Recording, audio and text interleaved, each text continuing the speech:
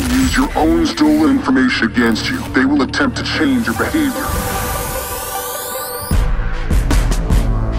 The story of Watch Dogs 2 is about how DedSec is trying to allow people to regain control over who they are based on the information that's out there about them. That's him. Marcus Holloway. Who is he? That's the guy who could help us change the world.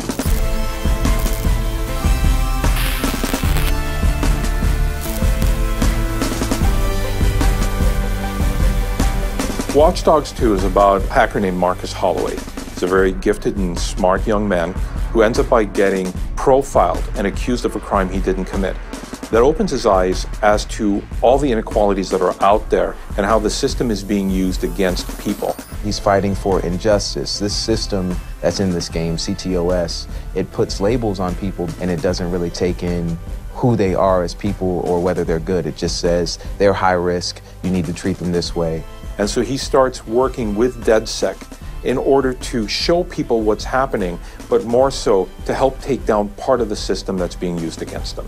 T-Bone comes along, getting DedSec to go, yes, we have to make a stand.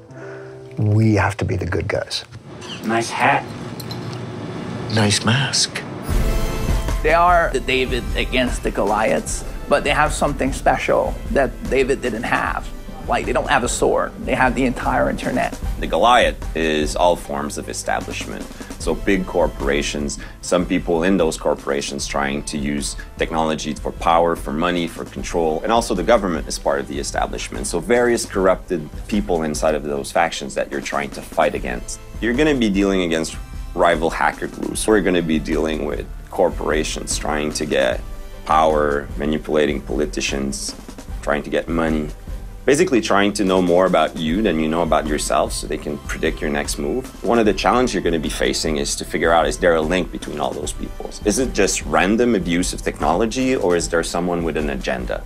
And that's what you have to figure out as you unveil that corruption in the establishment. In Watch Dogs 1, we explored surveillance a lot. You know, how technology could invade people's privacy. In Watch Dogs 2, we're interested in something called big data.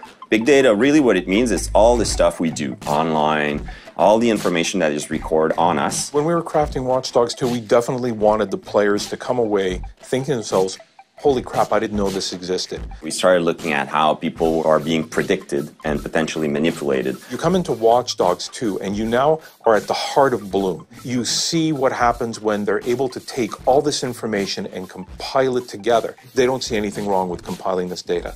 But what happens when you've got somebody who acts as the middleman between Bloom and the data that they possess, and they start doing something, pushing their own agenda for it? That's where you have somebody like Deshan come in. He's the CEO of Bloom, which is a company that collects and distributes the data from all different kinds of other organizations. Think about like the amount of control one person can have if they literally own and manipulate all information, all data about every single person. That in itself is kind of like God.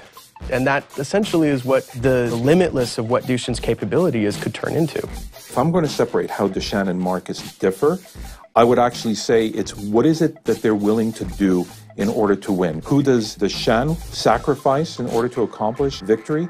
And what is Marcus willing to give up, or what is he not willing to give up in order to do the same?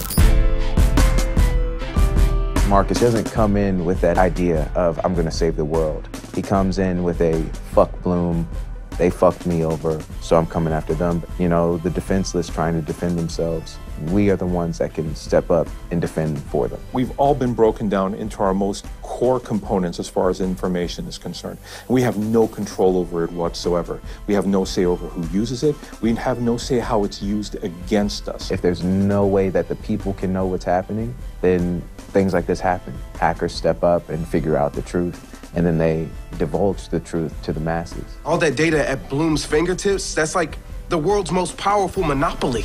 This is systemic injustice at its highest level. Let's show them what going to war with us really means. It's up to you to decide what side you're on or what's right and what's wrong. But at the end of the day, this story is exactly what is happening today. Namaste.